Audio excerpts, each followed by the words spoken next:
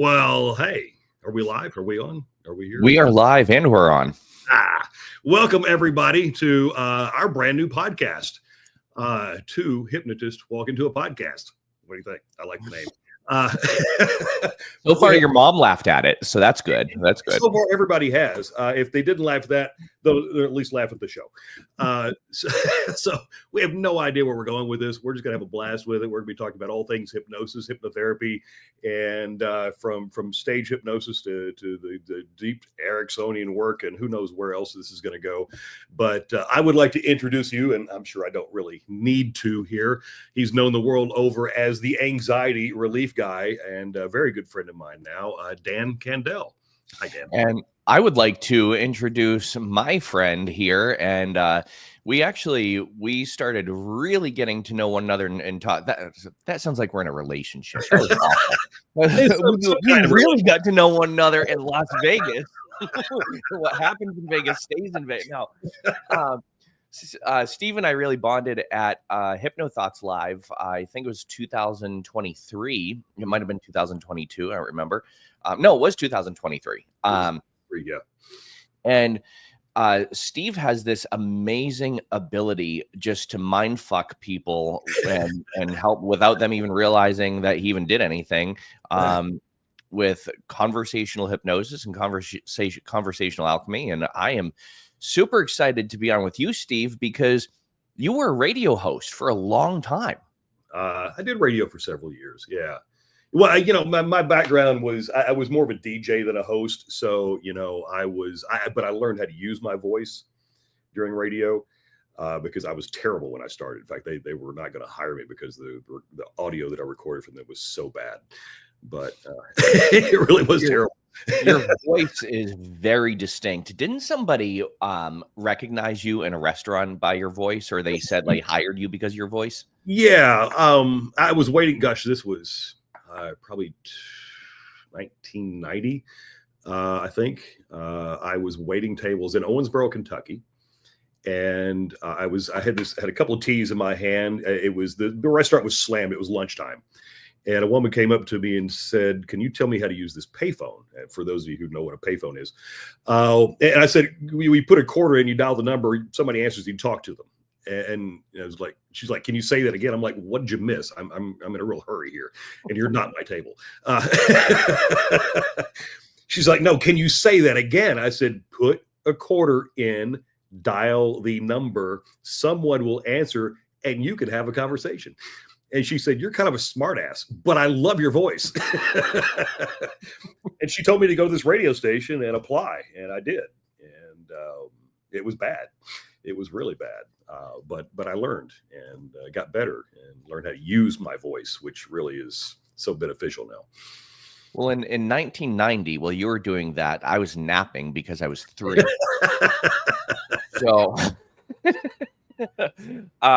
we're gonna have so much fun. I can't wait. We were just talking about like what we were gonna talk about today, and what would be a really good way to kind of jump into this without being the traditional.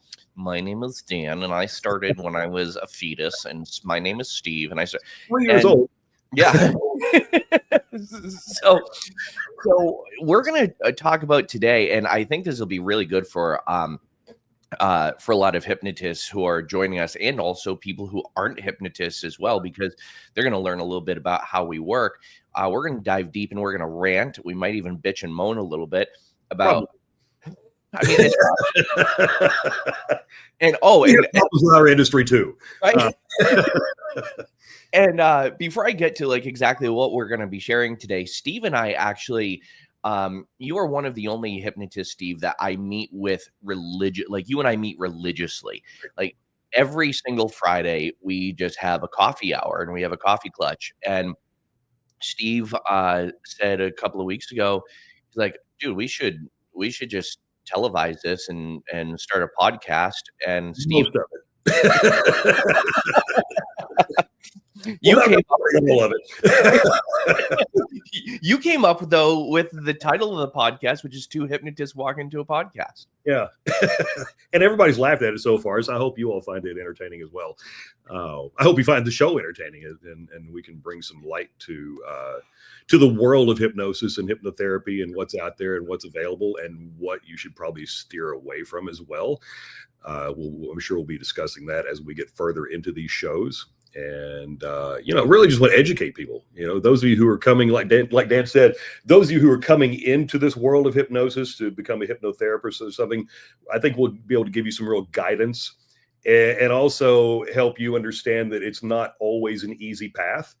We've both been through our ups and downs as we build our careers, but the journey is worth it. And what you can get out of this is beyond any. I can't imagine doing anything else at this point, honestly. And see, already Steve said exactly what we were going to talk about without directly telling you what we were going to talk about today. And we both things. But we both started. I know I started practicing hypnosis in a totally different way than how I practice now. Mm-hmm. And that's what we're going to dive deep into today, how we both started and how we practiced and how our careers and the methods that we used really evolved into something completely different because there are, and this is what so many people don't understand, Steve, there are so many different models of hypnosis. Mm-hmm. There are so many different ways to do hypnosis. Some are way better than others. And that's why we're maybe we'll discuss them, maybe not. Yeah. I don't want to offend any of my friends. And Steve, when you started your career, how did you start out? What did a session with Steve Roehm look like when you first started your career? Okay, so when I first started studying this stuff, it was 1999-ish. I ordered a video cassette course from I'm going to say it, the Hypnosis Motivation Institute. I got their basic course. It was on VHS cassette, for those of you who remember what VHS is. And I remember getting that and sitting down, and I watched those things with every free minute I had for a month or so before I ever got the cojones to ask anybody if I could hypnotize them. Because I was kind of living on an island in Murray, Kentucky. There was nobody there that had anything to do with this, that even really, it was, it's not like anybody, I was going to build a community out of Murray, Kentucky. So I was hanging out with a friend of mine one night, and I asked her if I could hypnotize her. And she's like, "What are you talking about?" Because I hadn't really told anybody. And the one thing that I really learned from those cassettes was how to do an arm raise induction. So her hand is up off the chair after a few minutes, and I'm amazed, and she's amazed, and I'm like, this is fun, and here we go. And at that point, I'm like, what can I do with this? So I just started playing around with stupid stuff, the stuff you might see like stagey people. Nothing against Dan. Thanks. Well, my question is, what did you do with her when you had her hypnotized? That was it. That's as far as I got. Okay. We weren't trying to get to anything. I just wanted to see if I could get some kind of phenomena out of it. And that's the one thing that I got, was just got her arm up off the chair, and I'm like, okay, this is cool. I want to play with this. So started doing stuff, just making people forget their names, which when you know something for 2.5, 3 decades and all of a sudden you can't remember it anymore, it's kind of surprising. Yeah. And then a friend of mine approached me one day and asked me if I could help him quit smoking. I'm like, I don't know, let's find out. Now, what I did during that session, I can't tell you. I don't remember. I was so freaking nervous. I'd read some script somewhere that I had kind of memorized the framework of it, because those of you who know me know I'm not a fan of scripts, especially at this point in my career. But back then, it's not something I felt like should be there.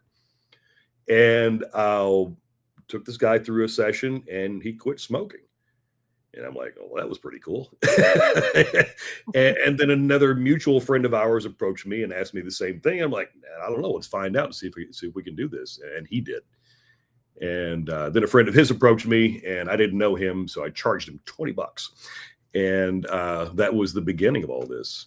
The big bucks. Oh, yeah. $20. Oh, I thought it was worth it. I charge a little more than that now. Yeah. Just dad. $25.50. And no, Steve, people always ask like how I got started in hypnosis, and I have this long story of how I had a learning disability and I saw a stage hypnotist perform, and that kind of piqued my interest. But as far as the methods that I would use, like a session with Dan Candell, then when I first learned it, looks very different than a session with Dan Candell now. Oh, and I would imagine. Oh my gosh! It's funny if it didn't, honestly. Yeah. Right? Could you imagine if I just had the same 3 scripts on my desk? Yep. But I learned stage hypnosis first, and I'd already been performing as a stage hypnotist, and people started coming up to me after shows asking if I could help them with this and this and such and such. So I had in my mind, it's just as easy as on stage, sleep, and then do this or don't do this, and then 1, 2, 3, eyes open, wakey, eggs and bakey. Like that's what I thought. And for a little while, that's pretty much what a session looked like with me. It's like sleep, and then on my count of 3, you'll never smoke again because cigarettes taste disgusting. 1, 2, 3. And for a while it worked. Yeah. For a while it worked. Get the right client, it will. For the right, exactly. Yeah, I did a 3-minute session on it with a smoker on Santa Monica Pier one time. And you know what, Steve? There are hypnotists. That's how they work. And I think that type of hypnosis will work with the right person at the right time, and things have to be kind of lined up for that to happen. There was a person in Boston who made his career on instant transformations. Hell, I'll say his name, the Mad Russian. Like everyone knows who the Mad Russian is, right? Sure. And he always claimed he wasn't a hypnotist, but he was. And he would bring like, I mean, who's not a hypnotist, right? Like that's the point. Yeah. He would bring like 15, 20 people into like this apartment in Brookline, and he'd scream at them for an hour and a half. And then he'd bring them into a room by themselves, and you go, cured, get up, go. And they'd walk out. And I think something to the tune of like 30 or 40% claim they got great results for various things. I'd say it's about right. Yeah. You get the same thing off of like a hotel event. Usually 20 to 30% in there somewhere. Right. People walk out and they get what they need out of that. But yeah, and if you're helping like 20 to and if you think of the numbers, 20 to 30% of the people, those are really good numbers. Yeah. However, I know you and I were not satisfied with 20 or 30% success rate. Not close. I'd be really disappointed if that's a success rate I had. that would be a good way to go out of business too. Yeah, exactly. Imagine the Google reviews. Right. 20 or 30%, that's also the placebo effect. Yeah, exactly.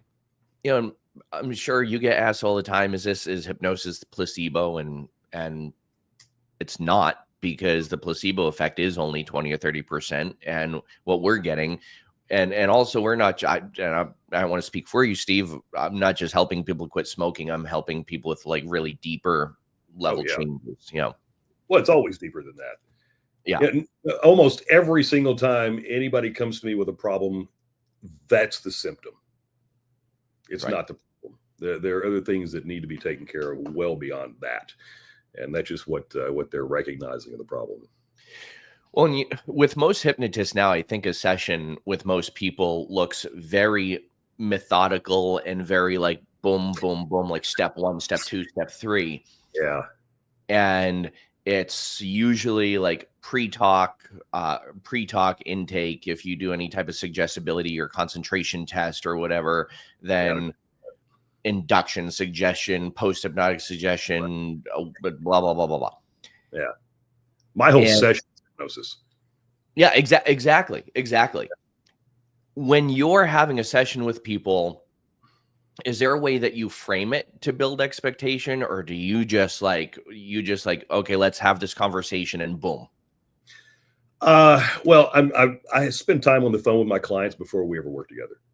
So, because I really want to screen people, because I want to make sure the clients who are coming in are going to get the results they're looking for, because it's better for both of us, quite honestly. If they walk away happy, I'm happy. But during that conversation, I'm also pre-framing that when we start having a conversation, that hypnosis is going to happen as soon as we begin the conversation. So I've already planted a suggestion before they ever show up.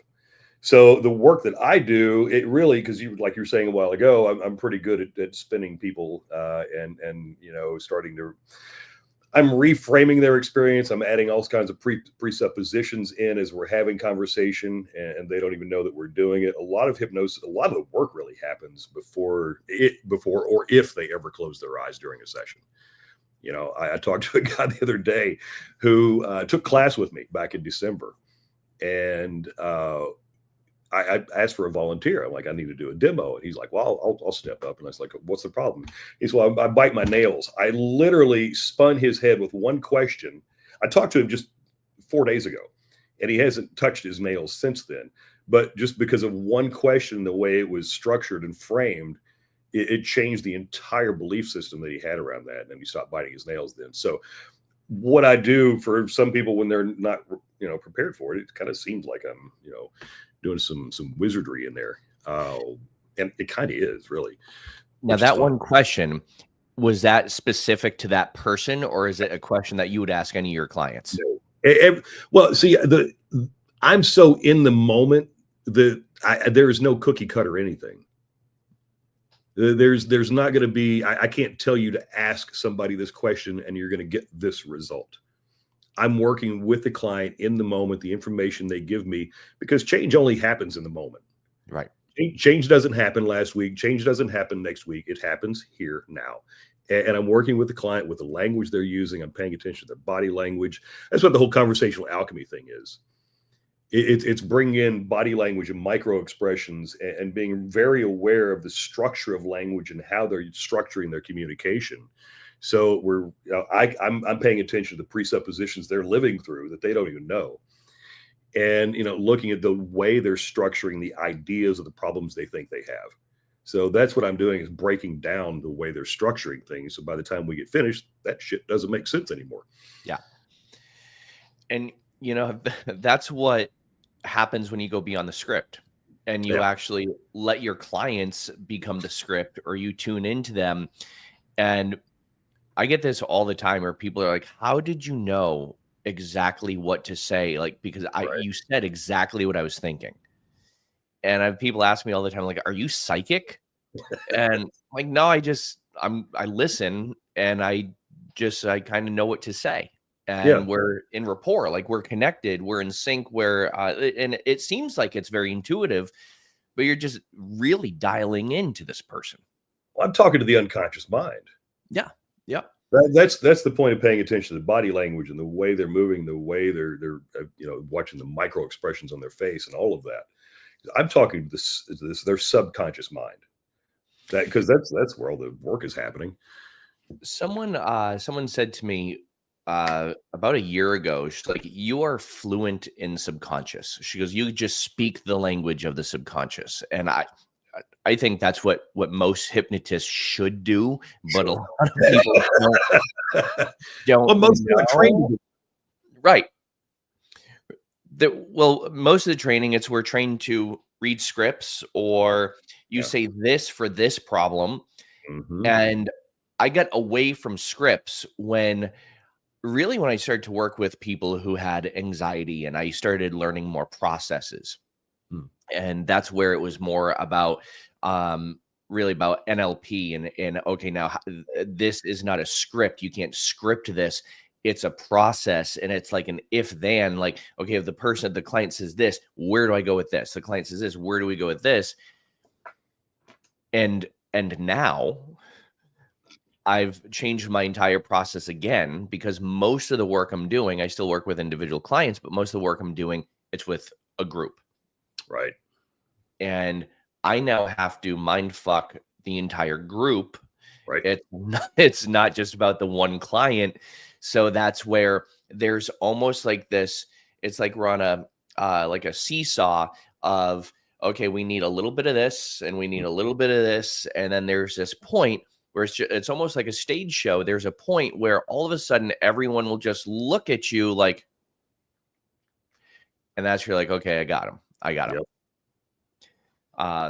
And that's where I think it was super beneficial for me being a stage hypnotist first, because I really didn't have that fear of what if I can't hypnotize somebody. I've never had that. Yeah. I did, man. I had several failures because I was going out to parties in the beginning. Yeah. And people were daring me to hypnotize them, and that's not going to work. And I had probably 25 people around me. And this guy's like, "You can't hypnotize me. I dare you." I'm like, "Oh shit. Well, I got to try it now." And of course it didn't happen. And I'm like, "Yeah, I'm going to tuck my tail and walk the hell out of here now." You're like, close your eyes. The guy's like, no, exactly. Pretty much. Yeah, that's pretty much it. He's like, "See, I told you couldn't do it." I'm like, "Oh shit, you're right. I can't." Oh, and then I started realizing that you're right. Without your permission, I can't. There's nothing I can do without your permission. Yeah. And that's what people don't, that's one of the misconceptions about hypnosis. My clients pay me, so I already have permission from them. Right. Yeah. And from the people who are watching this as a perspective of or listening to this, and you're not a hypnotist, there are a bunch of myths and misconceptions about hypnosis.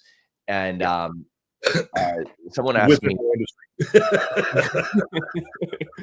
well, I'm like, am I at fault? Because a lot of people ask me, do you think stage hypnosis is responsible for a lot of the myths and misconceptions?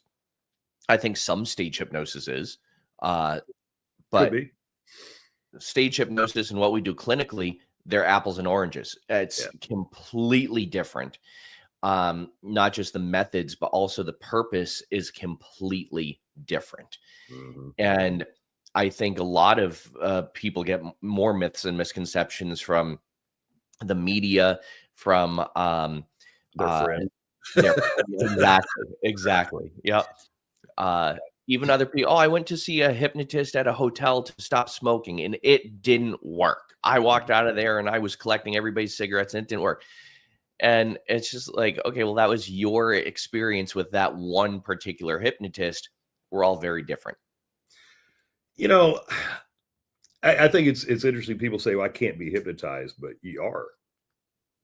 It's not that you can't. You are hypnotized, because you have a terrible definition of what hypnosis is and how it's affected you.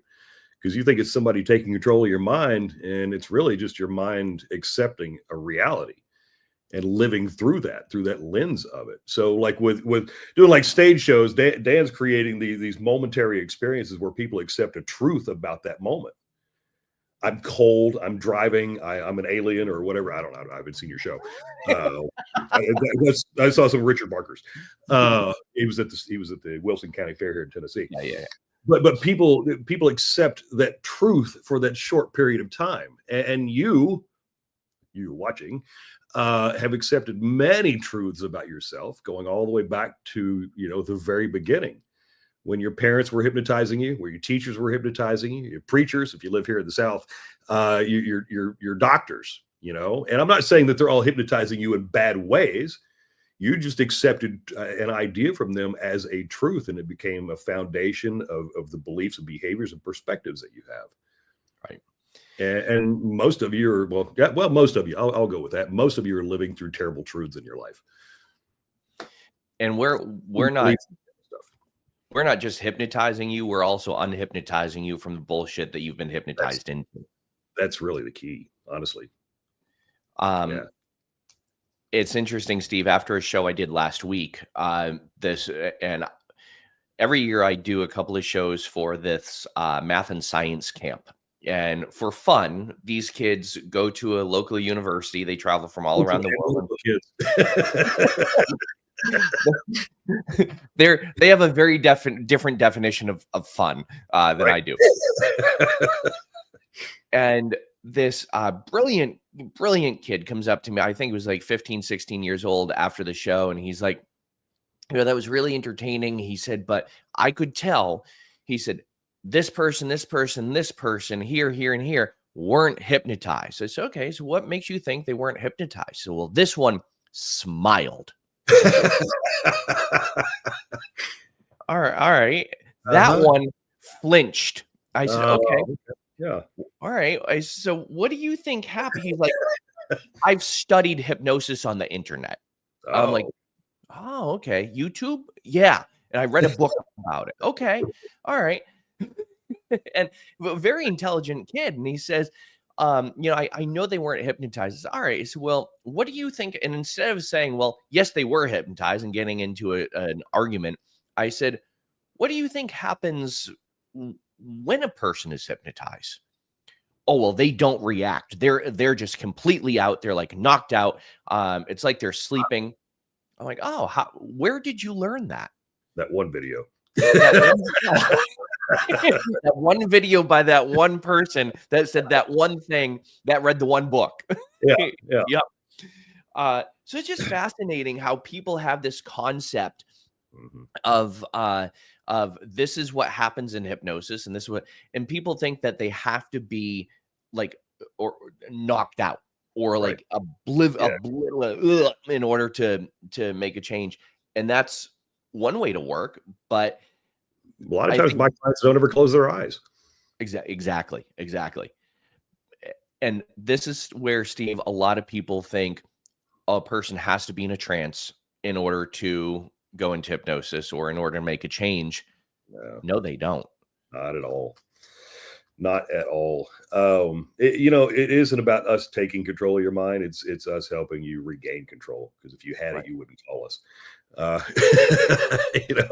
Really, if you had control of your mind, you wouldn't need us anyway. But the beauty of all this is that we can help somebody move through something so quickly.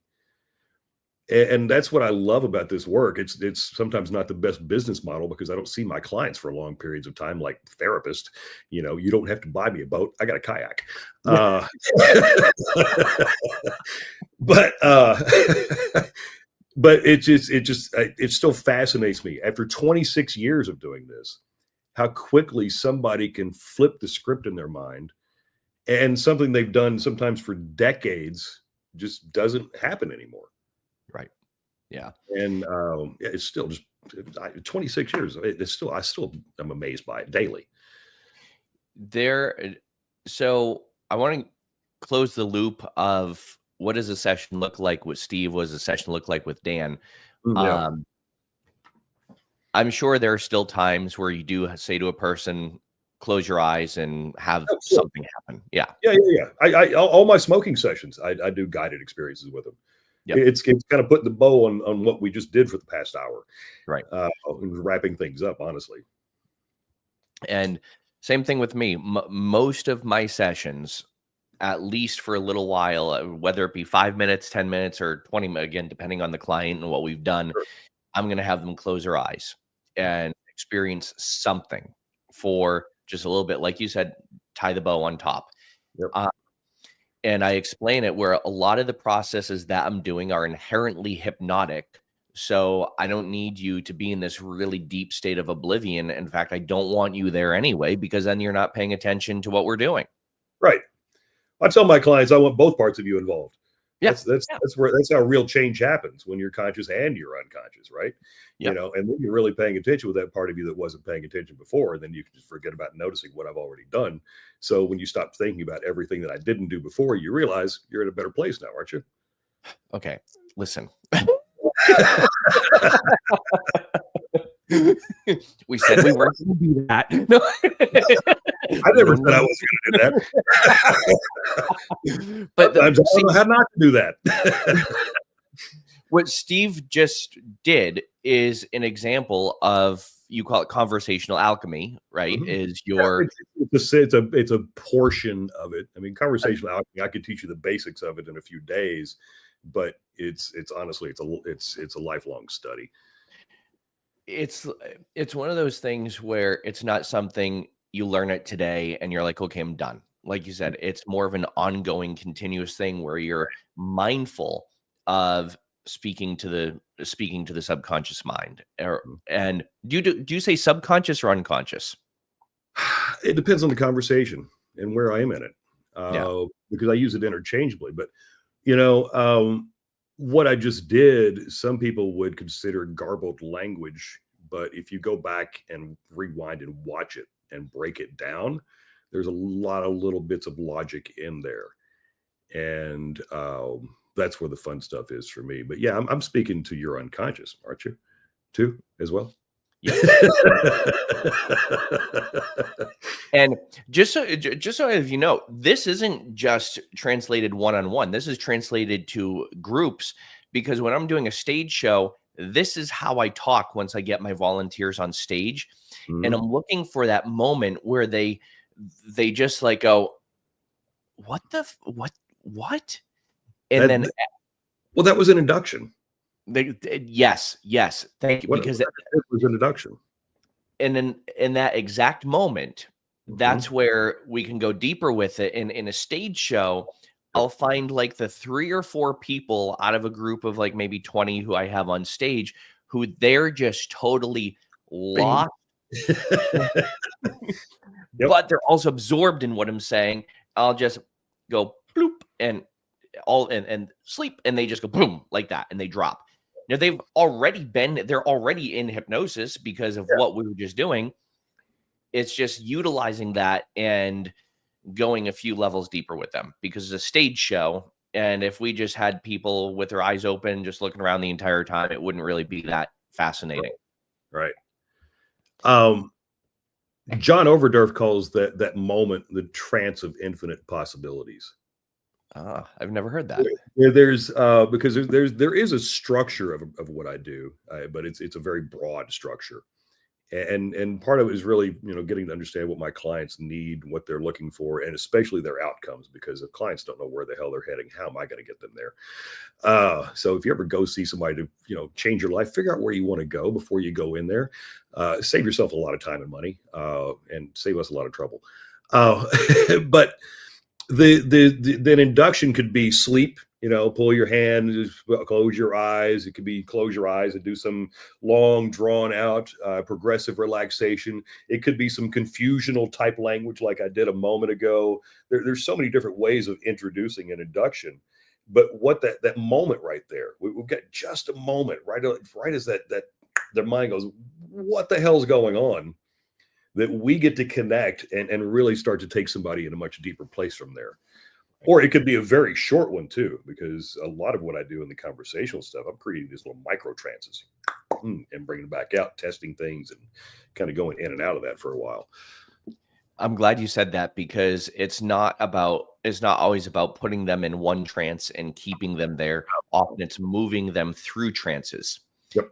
And sometimes that happens organically with the client, and sometimes that happens on purpose. We're like, okay, we're in this trance now. Let's break this trance and move into another one. Let's break this one, move into another one. And um, depending on what a person is coming in for, depending on how we're helping them, there's different processes that will move a person out of one trance and into another. Um, and there was something you said I wanted to comment on, and it went bloop out of my mind, but it's coming back. It's coming back. I think that quickly you're going to remember everything that you thought you didn't know. So it appears right now, and you just go, "Oh, there it is." Thanks, Steve. um, the inductions, oftentimes, as we were talking about earlier, we don't even have to do a formalized induction because the questions that we ask are helping a person go deep within themselves. That it just came back, and you had said, make sure you figure out where you want to go Oh yeah. because it's going to save a person a lot of time and a lot of money. I have so many clients that sit down in front of me, and this is usually people that I work with privately. Sit Yeah. down in front of me. I'm like, okay, it's now You want? tomorrow. You're waking up, and what's changed? Let's say this worked wonders. What's changed? I don't know. Well, what do you want to do? I don't know. What do you want to work on? I'm not sure. Mhm. And that can be that can sometimes waste an entire session. Oh, people And pay me hundreds of dollars for conversations that have gone nowhere. yes. Well, people show up and they know what they don't want.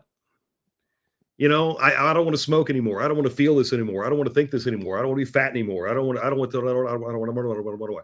But if you don't know what you want, then we have no idea where point B is. We understand where you are. Obviously, you don't want to be there. That sucks. Why would you want to be there? Uh, why would you want to continue to kill yourself or be miserable or whatever it is that you're experiencing? We get it. But it's like, well, it's like if somebody says, if you say you're going on vacation, your friend says, where are you going? You're like, well, I'm not going to be here. Well, no shit. Where are you going? Anywhere that's not here right now. Yes, somewhere else. Yeah, exactly. 'Cause I don't want to be here. I don't like this place today. I want to be away from here next week. Well, okay. Where do you want to go? And of course, the destination gets more specific as we get closer to it as well. But yeah, for those of you who decide you want to go in and get some work through some problems, then figure out where you want to end up. So I'm glad we're talking about figuring out where we want to end up, because there is a point where I wanted to ask people to ask us questions, and so we can answer them on future episodes. However, whenever in some of my stuff, Steve, whenever I say, what questions do you have? And there was a time where I did an open Q&A where I said, DM me the word video, and there will be a prompt that comes up on Instagram. People did. And I said, I'll record a personalized coaching video as long as I can post it on Instagram and use it. And I got hundreds of people that took advantage of this, but 99% of them are like, I'm anxious. I don't want to be anxious anymore. What do I do?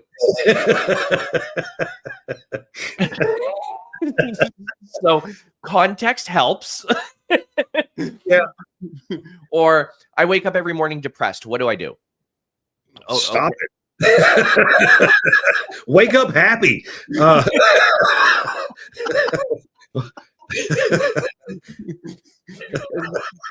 Like the Bob Newhart bit. Exactly. Stop or I'll bury you alive in a box. Yeah. If you all haven't seen that, go to YouTube. Bob Newhart. Stop it. Go watch the video. That's what I would like. Well, actually, my clients now, I really enjoy working with, because I'm really good at screening them on the phone. But people who used to come in and see me, I'm like, just don't do that anymore. What do you need me for? That's the dumbest thing I've ever heard. And also, Steve, by the time people come to us, I'm not going to beat around the bush. You and I, we are not cheap by any stretch of the imagination. What we do is more of a premium service, but that's also why we do things like this, so we can help people on all different levels and all different financial aspects. But when we're seeing clients, it is not a small investment. And that's why it is so helpful when you come in knowing where you want to go or what you want to do. It is going to be so much more beneficial for your time and money and hours as well. Well, I would correct that a little bit, because go for it. Honestly, if you look at the long-term benefits of what we do and how quickly we can help you change your bullshit, rather than sitting in a therapist office for the next 5 years, I'm really cheap. Well, I'm really inexpensive. I'm not cheap. Most of the time. I heard this the other day, Steve. Someone, because I posted a video over on my TikTok and Instagram, and it was a story of a client who worked with me for like 2 or 3 sessions. And after those 2 or 3 sessions, he said, dude, I think I've been scammed by my therapist. And like, what do you mean? He's like, I've been working with the same person for like 12 years on the same issue. Yep. And I'm like, well, that's not that. And I'm like, was he really being scammed, or does a therapist just keep thinking he can just keep helping out and someone left a comment and said, that's why therapy is therapy. And hypnosis is hypnosis. Yeah. I had a woman come in to see me several years ago. She actually became my assistant. She came to see me because she'd been working on an issue for 5 or 6 years with a therapist and decided she was tired, burnt out of doing that. So she came in, we spent 45 minutes, problem gone. And she's like, there's no way that happened. So she decided to come back in and test me with something else. And we cleared that out. She's like, okay, I don't know what the hell's going on here, but I want to learn how to do this. She came to training. She went through my training and realized at that time that I was completely overwhelmed, and became my assistant for about 2.5 years because of that. Yeah, no, it's amazing how fast we can help somebody move through stuff. It's because we're changing again. We're changing the stories. We're not just listening to you talk through your stories. We're helping you reframe the experiences and rewrite them so they don't exist the way they did anymore. And that's where this can happen so fast, and sometimes people can change in one session. Sometimes, most often, I would say at most, for most issues, I'm working with a person maybe 4 to 6 sessions on, and that's most. There are exceptions to every rule. Sure. I have clients I coach as well, because they want the accountability, and so I've got a few clients that I work with for a few months on end, but most people 2, 3, 4 sessions we're done. Yeah. And there are people too that, and I know you have the same thing, there are people that have been working with us for years, but not on the same issue. It's just like they're constantly evolving, Once a year they'll call me up and go, hey, I've ran into something else. And this is probably a conversation for a different episode.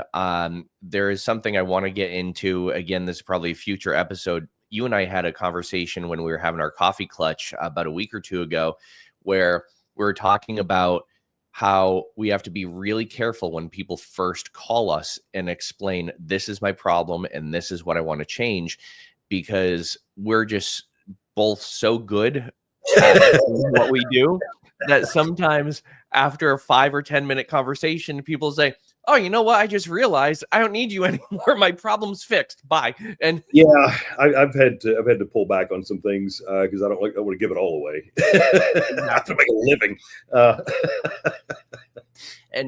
And that brings up a whole nother topic that we can talk about again in a future episode of, if we can solve a problem in 3, 6, or 7 minutes, why don't we? Yeah. And there is a lot that we can dive into about that. So that will be a whole different episode. I just want to recognize the people who have been watching consistently. We have Victor, who says Victor is enjoying learning from you both and hearing about your experiences. Victor's one of yours. And then we have a student. Oh, cool. Yeah. So it's so much better when people who know us actually comment on it. Right. We have Jackie in the UK, and she, I think she comes from my world. I wish I lived near you, not in the UK. You're worth every penny. Appreciate that. And I know life is an evolution, and we have a lot of good and we have some bad. Some of us have more bad than others, but it's all perspective. And hopefully throughout the rest of the episodes that we do together, we can both help change people's perspectives. Yeah. Now, for Jackie, I work entirely on Zoom. I haven't had an office in 8.5 years. So. And Jackie, I know she has some of my programs, and Jackie, keep following both of us, because that is, the thing is, you're part of the conversation, and that's what really matters. Yeah. Steve, we have gone on for almost 45 minutes. We're like 10 or 15 minutes. Well, it's interesting how quickly our time flies on Fridays when we have coffee, and how quickly time has been flying in between those as well. It's because we jumped on here a few minutes ago. It was 45 an hour ago is when we jumped on here, and I'm like, it's just been a couple minutes since I saw you Friday, because it literally seems like just minutes. Dude, time flies. So it's so weird. Like every Friday, Steve's like, Hey, we'll see you tomorrow. Yeah. So, yeah. um, Well, yeah, and thanks everybody for logging in and watching us today. And feel free to leave comments on our socials here, and we'll be happy to probably address those in future shows. So if you have any questions or anything you want to know about hypnosis, anything, I'm an open book. I'll tell you the truth whether you like it or not. I'm not. I like secrets. Secrets make me happy. So. I have no secrets. I'll tell you anything you want to know. I'll give you the whole structure of what I do. If it'll help your business and help you be a better hypnotist or help you change something in your life that you don't know how to change, then come on and join us. Because I think we're probably going to continue this one for a while because this is a lot of fun. Especially, and we're gonna post this a bunch of other places. If you're listening to the audio version of this on your favorite podcast app, please make sure you rate, subscribe, leave comments. Also check the descriptions as well, because sometimes we drop pretty cool things in the descriptions as to trainings Steve and I have coming up, or just little things that we're doing. We also love to hear from you as well. Yep. Well, and where can people find you? None of their business. No. So I am all over the interwebs. So if you just type in Dan Candell or the anxiety relief guy, you're going to find me on TikTok, on Instagram, on Facebook, on YouTube. Or you can just go to dancandell.com and you can link everything there. Steve, how can people get in touch with you? Where can they find you? SteveRoehm.com, NashvilleHypnosis.com. I'm on all the socials. If you Google me, make sure you put hypnotist behind it, because there is a xylophonist as well. Apparently he's badass too. It's a thing with Steve Roehm. And my name doppelganger is a famous piano player. So yeah. Okay. Yeah. Right on. Right on. Dan? Steve, always a pleasure, my friend. Absolutely. And for everybody out there in the internet land who tuned in, as always, be well, do good, be true to who you are, and happy healing. Love you. Talk to you soon.